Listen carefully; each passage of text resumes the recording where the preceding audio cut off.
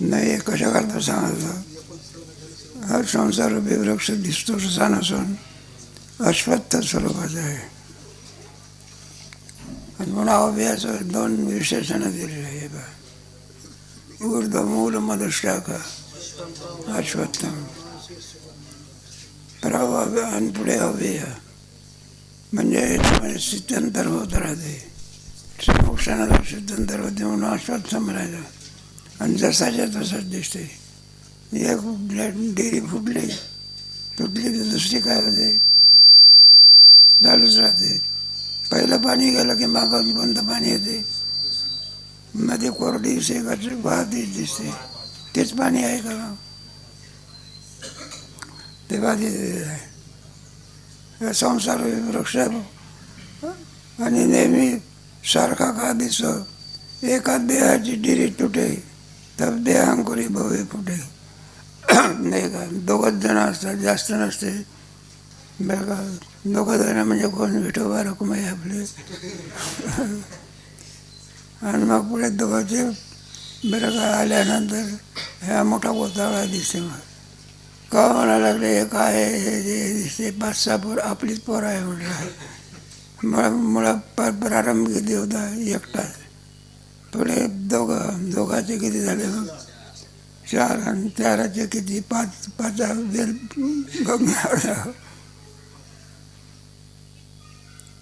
भवतर्वा वाटे अव्ययाचा म्हणून भवतोपी वृक्ष हा तसाच आहे असं आपल्याला वाटत असतं. वाहते पाणी जाय वेगे पैसेचे अनेक मिळे वागे परी संताची अशी जगे मानेचे संत. जसं आणखी आपण पाण्यामध्ये, या पाण्यामध्ये आपण शूळ भरली असं आपण म्हणतो, पण ते ज्या पाण्यामध्ये आपण स्नान केलं ते पाणी, धारा हे कधी कमी पडत नाही. धारा सारखी काय होत असते, किंबहुना कमी पडून लागली का वाढून लागलेली. आमच्या वेळेला आणखी ते पूर्ण भारताचा खंड भारत होता. 33 कोटी लोकसंख्या होती. किती, ब्रह्मदेश पूर्ण भारत. पाकिस्तान नव्हता. पाकिस्तान गेला ना, ते तुकडे पडले, त्या आपल्या मूर्खपणामुळे पडले. सवय मग 33 कोटी होती. आता 1 अब्जाच्या काय झाली, मग वर गेलेली आहे. संख्या कमी होऊन लागली का वाढून लागली नाही. संस्थेची नाही का, आम्ही ज्यावेळेला शिकायला होतो तिथे त्यावेळेला 40च्या आतच पोरं होते. किती, आता 40च्या वर 1 टिंब पडलं. किती झालं, 400 आहे का नाही. कमी प्रमाण होऊन राहिलं का वाढतं. म्हणून तर बांधकाम भरपूर करायचं. 1 वेळ जेवण नाही, किती वेळा. पण ते मधुकरीवाले म्हणतात ना, म्हणले तसं करू नका, आमचं नैवेद्य काय करा. 2 वेळा जेवण दिलं तर आमच्याकडे कोणी येणार नाही. किती त्यांचे आपल्यावर उपकार आहे. कोणी कोणाला भाकरी देत असतो का, आणि त्यांची वाट पाहून काय देतात.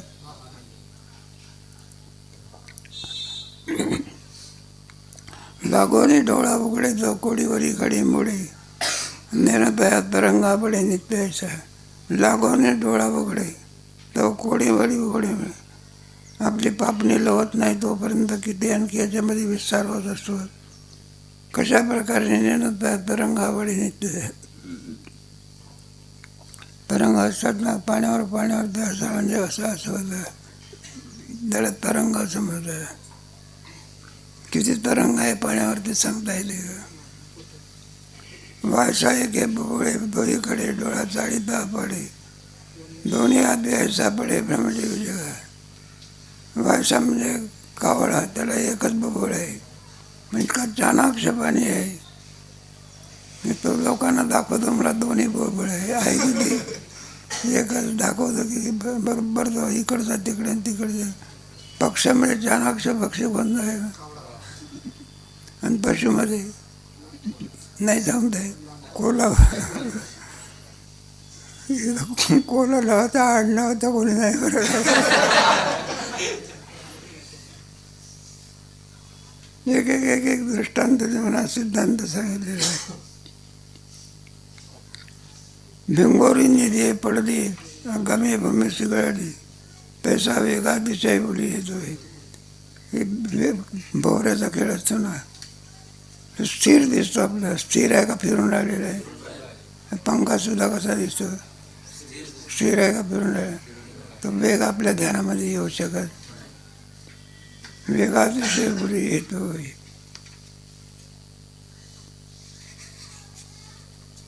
हे भाऊ असो जडते अंधारे बोडणे दाखवलटी ब्रिटिशे जशी आहे ती. मला जास्त फार काय सांगावं. मुलं थंडीच्या दिवसामध्ये जिथे आणखी 20°C जातात आणि ते एखादी उत्पत्तीशी लावतात आणि ते मग अशी करतात. गोल दिसतो, काय दिसतो, हे भाऊ असो जड अंधारे बोडणेचा कोलती आणि ते दिशेची चक्र करायची गोल दिसते.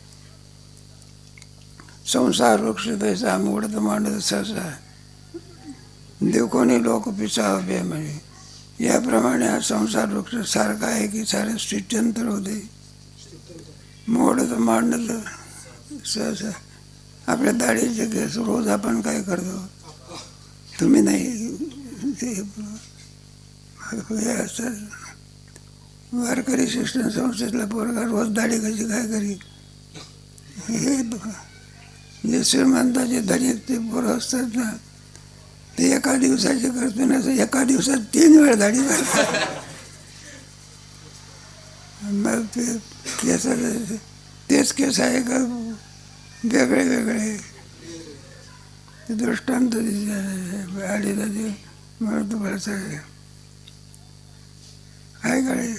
ज्या वेळा दाढी केली त्यावेळेचे केस पुढच्या दाढीवर, पुढचे केस मोडत मांडत स्वसा ते कोणी पिसावे म्हणजे. म्हणून तुम्ही आम्हाला ध्यानात त्याचा वेग ध्यानात न आल्या, त्याचा वेग ध्यानात न आल्यामुळे आपल्याला असं वाटते स्थिर स्वरूप आहे.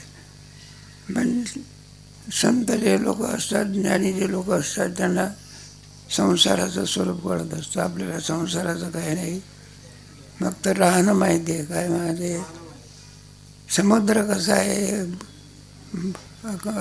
आपल्याला कळत असे, माशाला कुठं समुद्र कळतो का. त्याप्रमाणे दृष्टांतच आहे. देखोने लोक पिसावे म्हणे. पिसा म्हणजे अज्ञानी लोक, वेडा मनुष्य असतो. तर मला सांगितलं होती वेडाची गोष्ट होती. मग मासे त्यांना वेड्याची मुलाखत देण्याकरता जेलमध्ये बघा. ते सगळे कोणते गुन्हेगार वेगळे, वेडे. गुन्हेगार वेडा नसतो, वेडा काय नसतो. वेडा म्हणजे कोणाला म्हणायचं त्याचं वरचं मजला काम करत नाही, त्याला काय म्हणायचं वेडा असं म्हणायचं. मग कशा करता हे सांगा. मग ते वेडे माणसं. मग त्याच्यातला एक वेळा आला, म्हणा साहेब तुम्हाला वेडे कसे असतात दाखवतो की. कोण वेडाच तर म्हणला वेडे कसे असतात. त्याला कल्पना नाही मी वेडा म्हणून, दुसरं त्याला शहाणा समजतो. मग एक वेळा आला, इकडे म्हणायला लागले. आणि त्याला विचारलं, म्हटलं की तुझं नाव काय आहे. मग त्याने सांगितलं शिवाजी शहाजी भोसले. अरे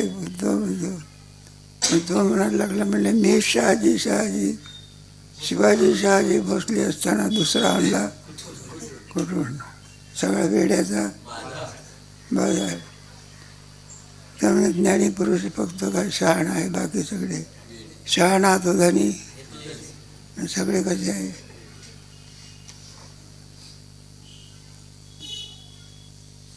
म्हणून तुम्ही आम्ही संसाराचं स्वरूप आपल्याला माहिती नसल्यामुळे आपण त्याच्यात गुंतून राहतो. काय राहतो, शहाण्या माणसाला त्याचं स्वरूप माहिती असल्यामुळे त्याच्यामध्ये काय जड जडवणी ये भक्तीची वाटेला ज्या बाबीची अभंग. त्या विचारसागरामध्ये आहे सुद्धा. तो शुभसंतती राजा त्याला 3 पोर आहे. कोणते आहे तर विचार सागराचा पाठ नाव आहे आपल्याला. बोलले असाल तुम्ही नाव त्याची. 3 पोरं यांना संसाराचं स्वरूप कळालं आणि म्हातारा जागच्या जागीच बसला होता. वास्तविक घराच्या बाहेर कोणी निघायला पाहिजे होतं. बापाने पण बाप कुठं बसला, आपला सांभाळत बसला. आणि पोरं कुठे गेले, आश्रम गुरुकुलात गेले आणि मुक्त झाले. म्हातारा जसाच्या मंद वैराग्य म्हणतात. कोणतं वैराग्य? मंद वैराग्य काम करत नाही, तीव्र वैराग्य लागतं. कोणतं? काय मी उद्धार, काय कृपा करीणार आहे. म्हणून जे लोक संसाररूपी वृक्षाला जाणू शकत नाही त्यांना पिसय असं म्हणत असतात. याचा वेग देखे शनी कैसा ओळखे, जाणे कोडी वेळाने मी घे होत जात. मग जो कोणी पुरुषाचा वेग बरोबर जाणतो, शनी कैसा ओळखे आणि कोडी वेळाने मी घे होत जात. एका क्षणामध्ये किती वेळा आणखी परिवर्तन होते हे कोण पुरुष जाणतो? जो विद्वान तत्वज्ञ पुरुष असेल तो जाणतो. नाही का? विसर्व या संसारा म्हणून काय सर्प नाही, बरोबर आहे. मग संसाराचं स्वरूप संतांना कळालेलं असतं. 9व्या अध्यायामध्ये काय संसाराचं स्वरूप आहे, 15व्या अध्यायामध्ये पुढं मोठं. संसाराचं हे स्वरूप सांगण्याचं कारण काय आहे? करोनी संसार व्हावं, स्वरूपी अंत ठावं अध्याव 15वा. म्हणून 15व्या अध्यायाचं प्रयोजनच आहे संसाराचं मिथ्यात्व करून दाखवणं. नाही का? आपलं स्वरूप मुळामध्ये कसं आहे जाणण्याकरता नाही अज्ञाना वाचवणी मूळ आणि याचे असिले परत म्हणला. मुळात कसा आहे संसार? हा ब्रह्मस्वरूपाच्या ठिकाणी आहे संसार आहे का? मग त्या विचारसागरामध्ये सुंदर मांडणी केलेली आहे. तर गुरुजीने उत्तर दिलं. म्हटलं गुरुजी, आमच्या पाठीमागे संसाररूपी दुःख लागलेलं आहे, याची निवृत्ती व्हावी असं आम्हाला काय सांगा. अजातवादातून उत्तर देत असतात, पण आपल्या आत्मस्वरूपाच्या ठिकाणी दुःख करा तरी मग तुम्ही अजातवाद पटणे इतकं कोणी मनुष्य आहे का? म्हणून अजातवादाचं स्वरूप सांगण्याकरता विवर्तवाद सांगतात. नाही तर वास्तव तरी संगती काय केली पाहिजे? ते विचारसागराला ख्याती प्रकरण आहे ते, बरं का? 5 जण होते, फिरायला निघाले आणि त्यांना दोरीवरती कोण बसला. पुढे ते आणखी जरी पाहत होते, दोरीच्या ज्ञानाने सापाची गजाली. खरा साप होता का प्रातिभासिक दिसण्यापुरता? माझा इथं दोरीचा मग साप वाचला आणि त्याच्याकरता हे ख्याती प्रकरण आहे. 5 तत्ववेत्ते आहे. नाही तर वाचला कसा? तसा संसारूपी वृक्ष आहे. संसार आत्मस्वरूपाच्या ठिकाणी कालत राही, नाही तर मग भासला. सुंदर त्याच्यावर त्याला असं दोरीच्या ज्ञानाने सर्व काय होतं भासतो. आणि दोरीच्या ज्ञानाने काय होतं जातो. मग तो सर्व कोणाचं कार्य आहे? अज्ञानाचं. जसा संसार कोणाचं कार्य आहे? अज्ञानाचं. कोडी वेळाने नाही अज्ञाना वाचून मूळ म्हणजे याचे असले पण टवाळा. याचा मूळ स्वरूप म्हणजे कार्याचा कारणापर्यंत विचार करावा लागत असं. आपण फक्त कार्याचा विचार करतो, कारणाचा विचार करीत नाही. म्हणून संत लोक काय कशाचा विचार करतात? कारणाचा विचार करतात. कोणीतरी वेडा मनुष्य आहे. गोष्ट बिष्ट ऐकली होती तुम्ही, आपल्याला लागू पडते चांगले. कोणीतरी रोगी मनुष्य धरून झाला, डॉक्टरकडे घेतला. डॉक्टर म्हणला आमचं पोट फार दुखतंय. मग डॉक्टरने त्याचा विचार केला, औषध वगैरे सगळं काही दिलं. आणि तो पुन्हा पुन्हा यायचं म्हणलं आमचं पोट दुखणं थांबत नाही, चांगल्या प्रकारे काय द्या. आता डॉक्टरी सुद्धा सामान्य नव्हता, FRCS सुद्धा. FRCS म्हणजे फॉरेन रिसर्च म्हणतात, तिथे डिग्री घेऊन आलेला काय. मग त्याने पुष्कळचा प्रयत्न करून त्याला निदानच करता येईना. तुम्हाला तुमच्या पोटामध्ये कोणताच आजार नाही, दुखते याची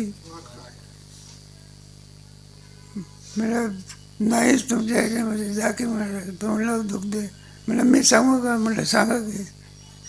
तो म्हणला आमची एक चाळ आहे आणि चाळेमध्ये मध्यंतरी थोडा रिकामा भाग आहे आणि तो रिकामा भाग असल्यामुळे आम्हाला तो जर विकत येता आला असता तर आमची चाळ सरळ झाली असती. पण म्हटलं काय करू, त्या माणसाने सांगितलं की मी तुम्हालाच देतो आणि तुम्हाला भलत्यालाच विकून टाकलं. भलत्याला विकून टाकला तेव्हापासून आमचं पोट खायला लागलं. घ्या हाताला उपाय कोणता म्हणून मी कशाकरता सांगितलं हे सगळं? कारणाचा विचार करता तुला म्हणायचं तत्पज्ञपुरुष. आणि आपल्या संस्थेतली सगळी मंडळी काय कारणाचा विचार, तर तत्त्वज्ञान म्हणता अलीकडे सखोल तत्त्वज्ञानाचा विचार कोणी. आनंदाची गोष्ट आहे आपल्या वारकरी शिक्षण संस्थेमध्ये पंचदशिका होईना विचारसागर शिकवले जाते. त्याच्यामुळे दृष्टी प्राप्त होते. वरचे ग्रंथ शिका अथवा इथले पोरं ऋषिकेशला जातात ना, मग तिथे सुद्धा हेच शिकवलं. मग ते पोरं म्हणत असतात गुरुजी म्हणलं हे तर आमचं झालेलं आहे, कुठं झालं म्हणलं आनंदीला झालं की बरं का. याचा चांगला उपयोग होतो. तात्पर्य कारणाचा विचार, कार्याचा विचार अधिक कारणाचा विचार. मग सगळ्या आनंद हा कारणाचा विचार केला. विषयाचा आनंद नसून कोणाचा आनंद आहे? ब्रह्माचा. आतापर्यंत त्यांची वृत्ती काय होती? कशामध्ये आनंद आहे? आता वृत्तीला बरं का ज्ञान झाल्यामुळे आत्माचा आनंद स्वरूप आहे एक प्रश्न सुटला. आणि दुसरा प्रश्न कोणता? आत्मस्वरूपाच्या ठिकाणी दुःख कालं तरी. मग दुःख कसं अध्यस्त आहे? अध्यस्त पदार्थाची निवृत्ती कशामुळे होत असे? अधिष्ठान ज्ञानार्थ. मग दुःख ते काहीच नाही स्वप्नाची. भक्ती झाल्या का माय का काही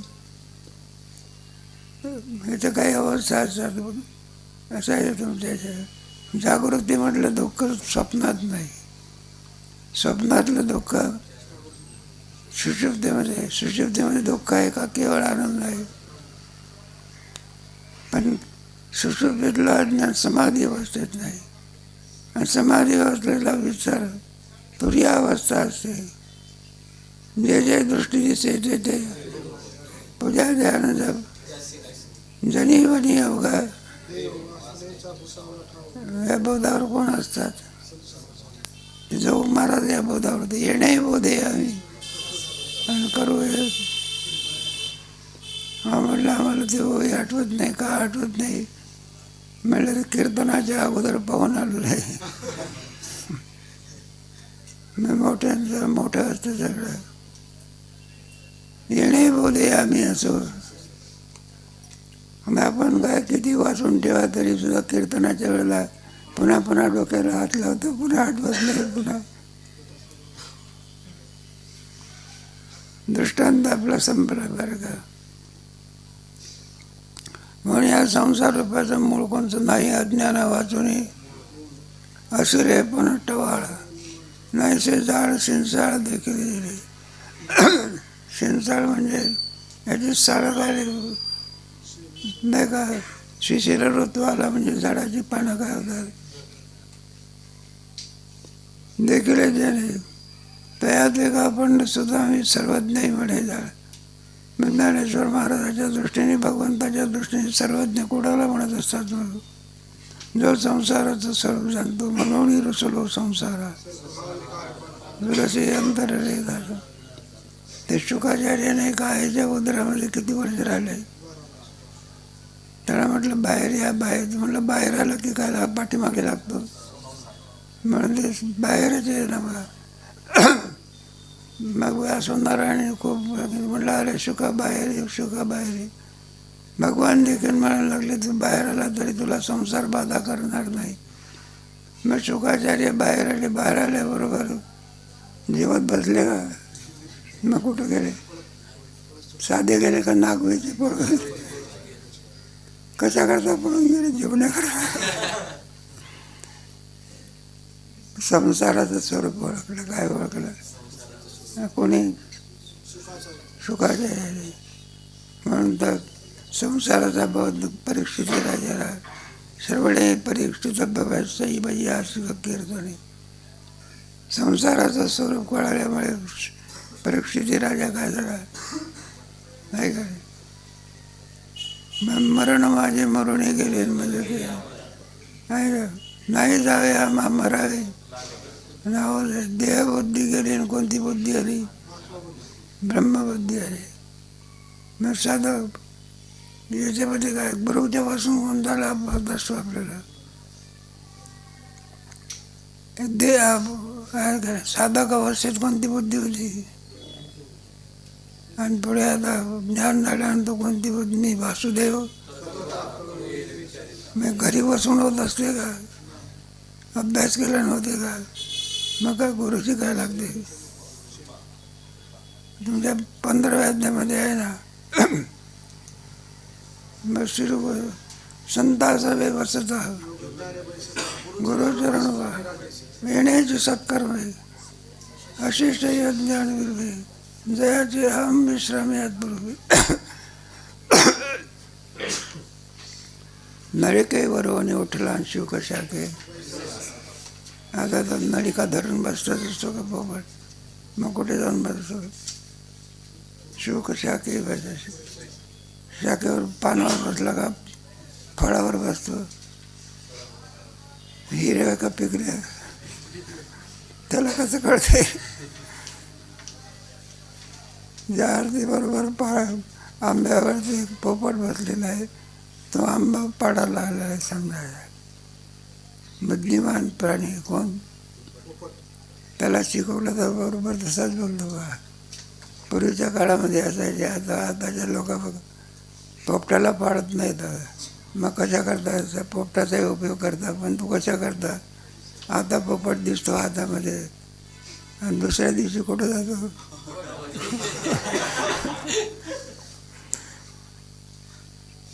पशु जीव आहे ना, पशुसुद्धा काय, पण त्याचा उपयोग कशा करता करतात. आता एकादशीचा दिवस आहे, जास्त नको. अरे मुर्गी म्हणता, कोंबडी सुद्धा काय जीव आहे. आणि काय नाही लोकांच्या समोर तिचं काय करतात, मुर्दा पाडतात. बरं का. आसुरी संपत्ती कोणती, आसुरी संपत्तीमध्ये दया माया वगैरे काही नसते तिथे. कशा करता सांगितलं आहे सगळं. म्हणून तो संसाराच्या स्वरूपाला जाणतो त्याला सर्वज्ञ असं म्हणत असतात. वाघ ब्रह्मसिद्धांतावरनं थोडी. आणि तोच भारतीय संस्कृतीमध्ये सर्व वेदाला काय आहे तो वंदनीय आहे. योगदाताचे जोडले तयासीच योगा भागले किंबहुना जी आले ज्ञान. योगदाताचे कोणताही साधन असते त्या साध्याचं साधन साध्य एकच आहे बघ. यात सांख्ये प्रप्यते स्थानम तद्देव. दिंड्या जरी अनेक ठिकाणून येत असल्या तरी शेवटी कुठे येतात, पंढरपूरला. जशी साधनं किती जरी असली तरी साध्य कोणतं आहे. अहम ब्रह्मास्मी अबोध याच्या ब्रह्मस्थिती. साधना अधिक आहे. साधना किती आहे, मग साध्य किती आहे, एकच आहे. साधना का अधिक आहे, ज्याचा जसा अधिकार असेल. सर्वांना सर्व सांगून काम भागत असते का अधिकारानं सांगावं लागतं. एखादा मुलगा त्याला म्हणलं, बाप म्हणत असतो, बाळ म्हणला तुला एम.ए. करायचं आहे, काय करायचं आहे. मग त्याला नाव टाकण्याकरता शाळेमध्ये ते पहिली मग बाळू विचारायला लागला, म्हणले बाबा हे वर्ग कोणता? म्हणलं पहिला. म्हणलं एम ए करत आहे ना. मग एम ए होत नसतो का क्रमाक्रमाने जावं लागतो. मग तसंच आहे अगोदर जे काळाची व्यंकटी मग बया सत्कर्मी रती वाढ मग भूता परस्परे पडो. हे काय ना कुठं वचनं सुटत असते का? हे जे व्यसनी माणसं असते ना, एखाद्या वेळेला त्यांचं जे माळ घालायची असली तो व्यसनी माणूस म्हणत असतो नको म्हणत, पण आग्रह होतो. लोक मग म्हणतात तुम्ही माळ काय करा घाला. त्या माळ्याचा विधी असतो बरं का. कोणता विधी असतो? मांस भक्षण करायचं नाही, दारू प्यायची असा विधी असतो. माळ घातली म्हणजे हा विधी काय करावा लागतो? काय करा संस्थेत आल्यानंतर केस ठेवायचे असते का? मग विधी काय करायचं असतो? जाऊ दे आपला कोणा टिकाव म्हणून नाही, पण आपल्या संहिता आहे म्हणून सांगितलं. आपली कोणती संहिता आहे ना आपली म्हणून सांगितलं. तिकडच्या भागामध्ये आहे बाबा, तिकडच्या भागामध्ये दाढी वाढवतात, पुढे काय वाढवतात काय सांगायचं. ज्याचा जसा अधिक आहे, जे काळाची व्यंकटी त्याला सत्कार मिळते. माळ दिली म्हणजे त्याला मांस भक्षण करता येते का? हा जन्मापर्यंत व्रत असते. एका दिवसाचं व्रत आहे का हा जन्मापर्यंत? मग तो म्हणत असतो म्हणलं आमच्याकडनं व्यसनी काय होत नाही. मग माळ घालतो आणि माळ घातल्यानंतर म्हणत असतो मी कधी मांस खाणार नाही. आणि शेवटी ते व्यसन सुटू शकत. मग काय करतो तो? मांस भक्षण करतो. लोक सांगतात म्हणले बाबा हा तो मांस भक्षण करतो की? आणि माळ घातली तरी बाबा. त्याला विचारलं का रे बाबा तू मांस का खातो? माळ घातली असूनही सुद्धा. तर म्हणले बाबा तुम्हाला माहिती नाही.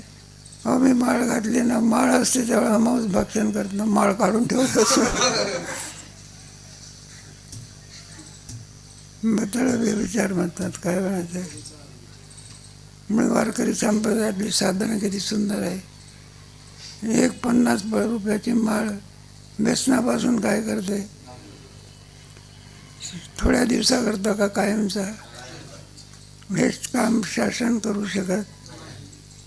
शासनाकडून होते का? शासनाने पुष्कळ सांगितलं आहे. असं काय ड्रायव्हर मद्यपी असणारा गुन्हा होत असतो. कोण? ड्रायव्हर. आणि तो जर मद्यपी असेल तर गुन्हा सिद्ध होतो पेपरामध्ये असं. कारण त्याच्या हातामध्ये किती लोक असतात. चूक कोणाची होती? ड्रायव्हरची. आणि माणसं कुठे वैकुंठाला जातात. जाऊ दे आपले दृष्टांत झाला. तयात एका पंड सुद्धा सर्वज्ञ म्हणे जाणता भाग ब्रह्मसिद्धांत वंद तुझे. म्हणून तो वंदनीय पुरुष आहे. काय काय तो का म्हणे नाही निरसरा देअंतवर योगे संसारिक. म्हणून मोठ्याच्या पाठीमागे वंदनीय असे पद लावत असतात नाही का. पूजनीय वंदनीय वगैरे आधी करून वंदनीय वंदन करतात. तेवढ्यावर काम बघत नाही. घरी नेऊन त्यांची काय करतात? पूजा करतात. वंद्यत्वाची योग जाताचे जोडले एकाशीच उपयोगा गेले किंबहुना जे आले ज्ञानी. योगापासून तरी काय मिळवायचं आहे? अनेक साधनापासून काय मिळवायचं आहे? किंबहुना फार काय सांगावे ज्ञान जे आले ज्ञान. त्याच्या अशा पुरुषामुळे आणि ज्ञान जगत असते. नुसतंच तोंडाने सांगतात का क्रियेमधून दाखवतात लोकांना? नाही का. तुकोबाराने तोंडाने सांगितलं, क्रियेतून दाखवलं. जाय होतो महात्मे नकरी साया. मग क्रिया करून दाखव. ते शिवाजी महाराजांची गोष्ट सांगतो. त्या मुलीला चोळी बांगडी देऊन सुरक्षितपणे तिच्या घरी काय केलं? मग नुसतं तोंडाने सांगितलं का क्रियेतून? मग संत काय तैसे जगी संत जगी क्रिया करून बाळकाचे चाळे. म्हणजे जोग महाराजांनी क्रिया करून दाखवली ना तुम्हाला, मग ते आपल्याला उपयोगी पडली नाही ना. एखाद्याला विचारलं म्हटलं तो किती सुख शिकलेला आणि काय कीर्तन करतो, इतकं सुंदर कीर्तन करतो तो, किती शिकलाय म्हटलं, मुळेच शिकलेलं नाही. मग करतो कसा? पण वारकरी शिक्षण संस्थेचे काय ते गोविंदबा केंद्र कुठं काय शिकले होते, पण केवढं कार्य करून दाखवलं. कीर्तनाची पुस्तकं काढली, मग उपकार कोणाचे? काय सांगा, काय सांगू आता, बाप न करायची.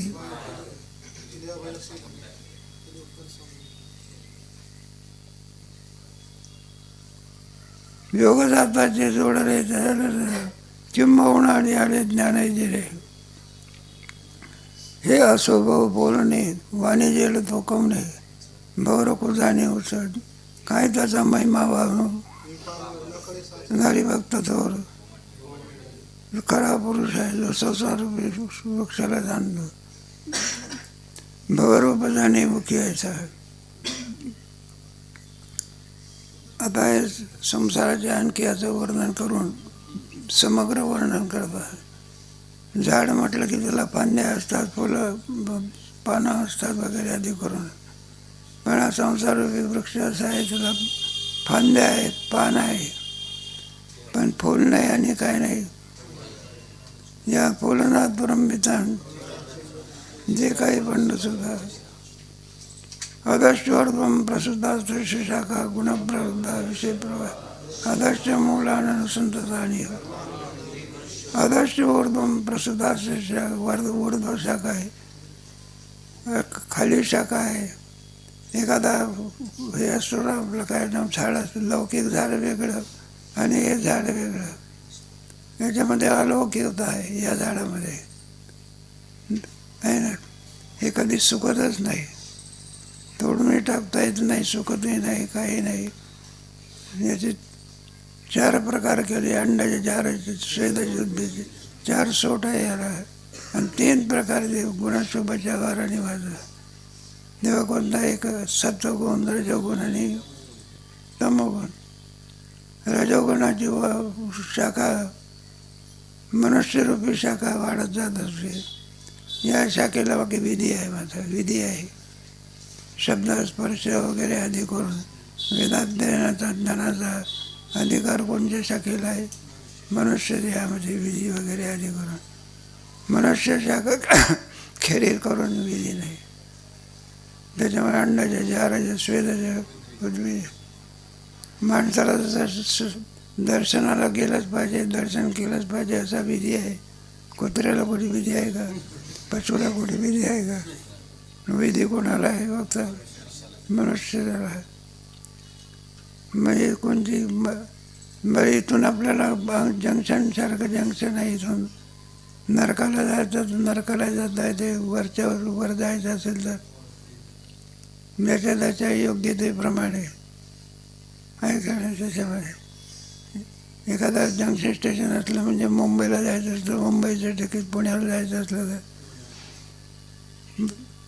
कथा न करावी विठोबाने. नरका जाणे जरी पापे आचरावे क्रिया न करावी. तुकोबराने म्हटलं नरकाला जायचं असेल तर पापे आचरावे. बेसा काय मनुष्य देहरूपी शाखा दुसरी कोणती? एक तमगुणाची शाखा आणि एक सत्वगुणाची शाखा. रजोगुणाची शाखा जी आहे ते मनुष्यापर्यंत वाढत असते, इथून तुम्हाला वाढ. आणि तमगुणाची शाखा म्हणजे केवळ कुवासना, बरं का, घातपात करणे लोकांचा वगैरे आधी करत नाही. चांगली वासना होणे फार कठीण आहे ना. येड्या बाबळीला कुठं आंबा लागत असतो का? तमगुणामध्ये सगळा बाजार होत असतो. पवित्रतेचा कारभार ऐशी होती तरु तरुण लोक आणि पाषाणीपर्यंत. आणि पुढे सत्वगुणाची शाखा कुठपर्यंत वाढत असते ती ब्रह्मेशाना पडते, वाढणे नाही जीवाचे. मग ते तोनी भरवते ते उगीच वाढत असते की धर्माच्या प्रमाणे वागणारे जे लोक असतात ते सत्वगुणाच्या शाखेला कसे जातात वेदांताचा सिद्धांत आहे. शेवटचा अंतिम तत्व कोणतं आहे? ब्रह्मस्थिती. ब्रह्मेशाना पडते तेथूनही मग वर होते. आपण जर कुठे जायचं असलं तर मुंबईला गेलो आपण, मग तिथं बोरीबंदर स्टेशन येत असते. पुढचं स्टेशन कोणतं आहे, पुढचं स्टेशन कोणतं आहे, मग सांगणारा मनुष्य म्हणतो आता काय समुद्रात मरायचं आहे का? पृथ्वीचा भाग काय झाला, संपला. त्याप्रमाणे अंतिम स्थिती कोणती? ब्रह्मेशाना पडते. तुमच्या भगवद्गीतेमध्ये सुद्धा शेवटचं अंतिम दुसऱ्याच आणि अध्यायामध्ये सांगितलं. शीतप्रज्ञाच्या अध्यायामध्ये शेवटचा श्लोक होता, एषा ब्रह्मस्थिती शीतवास्या मंत्र आहे. तिथे जन्म नाही, तिथे मरण नाही, केवळ दुःखाचा कोणत्याही प्रकारे संबंध नाही, अशी उच्च स्थिती, सर्वोच्चम स्थिती ज्याला. सर्वोच्चम स्थिती म्हणजे एषा ब्राह्मी स्थिती. शीतप्रज्ञेचं का पाहिजे तिथंही वर्णन केलेलं. त्यामुळे गुणाच्या गुणातीत पुरुष कैर्लिंग स्त्रीन गुणानतीत हो किमाचार कथन चैतान स्त्रीन गुणान. म्हणला तो गुणातीत पुरुष कसा वाचतो? अंतिम स्थिती गुणातीत पुरुष. भक्तिशास्त्रामध्ये 12व्या अध्यायामध्ये शेवटी कोणतं? अद्वैष्टा सर्व. भक्ताची लक्षणे कशी येते त्याप्रमाणे ते सांगायचे. हे बहु असं बोलणे वाणी जेल तो कवणे आणि मोरोखी जाणे ओकेचा. प्रशुद्धास्तस्य शाखा सत्वगुण रजोगुण तमोगुण याच्या शाखा असा आहे. गुणप्रवृद्ध कशामुळे वाढतात? त्या गुणामुळे वाढत असतात. सत्व रज तम या गुणामुळे. विषय प्रवाहाला विषयरूपी त्याला पाडा असतात, फुलं वगैरे काही नाही. अदश्च मूला निरसंतताने कर्मानुबंधीने. अदश्च मूला निरसंतताने खाली सुद्धा मुळे असतात, वरही सुद्धा काय अलौकिक वृक्ष आहे ना. कोणता? लौकिक आहे का अलौकिक आहे? म्हणून वरही मूळ आहे आणि खाली सुद्धा काय आहे? मग ते वडाचं झाड असते ना, पारम द्यायला म्हणजे तेच मुळं होत असतात. अदश्च मूला निरसंतताने कर्मानुबंधीने. म्हणून कर्मानुबंधीने मनुष्य लोके म्हणजे मनुष्य लोकामध्ये म्हणजे मनुष्यरूपी शाखेमध्ये जे जे आपण कर्म करू त्याला फल सांगितलेले आहे. कोणती क्रिया कसं त्या याचा विचार करते वेळी नित्य नैमित्य कामे कोणत्या कर्माचा त्याग करायचा, कोणत्या कर्माचा क्रियेमध्ये असं पर्यवसान व्हायचं याचा. मग त्याच्या दोन पेल्या विहित आणि निषिद्ध कर्माचा त्याग करायचा आणि विहित कर्माचं काय करायचं? आचरण करायचं. विहित कर्म नित्य नैमित्य कर्म वगैरे याला कोणतं कर्म म्हणतात? वेदाने जे सांगितलेलं असेल ते कर्म त्याला म्हणायचं विहित कर्म. करू नये जे म्हणून सांगितलं असेल ते. म्हणलं एवढा अधिकार विजेताला कोणी दिला? म्या बोलविल्या म्या चालविल्या नाही का? अगोदर घटना करावी लागत असते, नंतर जमत असते ते. म्हणून अगोदर स्वातंत्र्य मिळालं, त्याची घटना काय केली? घटना करावी, घटना समजते नाही. इथे आलेल्या विद्यार्थ्यांनी वागायचं, अगोदरचे नियम काय करावे लागतात? करावे लागतात. नंतर मग कार्याला काय होते? सुरुवात होते. आपल्या भारतीय संस्कृतीमध्ये हे आहे ना, कसे वागणं म्हणजे ती घटना आहे का? नाही का? आपल्या इथं ते आम्हाला पत्र आलं होतं, ते पत्रामध्ये दिलं होतं, मोठ्या माणसाचं पत्र. मुली काय म्हटलं अडाणी असतात का? मुलापेक्षा सुद्धा ज्ञान कोणाला जास्त आहे? मेरिटमध्ये कोण पोरी येतात? विमान चालवतात का चालवतात? आता मुंबईच्या महापौरपदी कोण आहे? मग तुमच्या संस्थेमध्ये मुलींना का प्रवेश नाही? त्यांना काही डोकं नाही का? पण आपल्या घटनेमध्ये आहे. काय घटनेत आहे? मुलीला काय नाही, मग बायांना प्रवेश नाही. मग त्यांना प्रवेश कुठे आहे? कीर्तन आहे का? प्रवचन आहे का? पाठाला नाही. काय नाही. पाठाला फक्त कोण? विद्यार्थी. चांगली घटना करून ठेवलेली आहे. म्हणजे चांगली आहे. नाही तर मग एखाद्या दिवशी बनसे गई तो हवत से नाही आलं. जाऊ दे आपला विषय सांगितला. म्हणून मनुष्य लोक मग याच्या प्रपंच रूपा दोषा की या पादका डाळी पाऊस आणखी पुन्हा क्रमाने याच्या संसाररूपी वृक्षाचं वर्णन केलेलं आहे. कारण मनुष्य कशा कर्तव्याचा विसर कोण पाडत असते? संसार पाडतो. शब्द स्पर्श रूप रस गंध याच्यामुळे मनुष्य आपल्या स्वकर्तव्याला काय होतं विसरून जात असतं. आयुष्य संपून जात असते. कार्य जसंच्या वेळ संपून जाते आणि प्रश्न जसेच्या. मला गुरुजी प्रश्न म्हणला तर वेळ संपली. संदर्भ वर्णन याच्यामध्ये अधिक विचार कधी करू.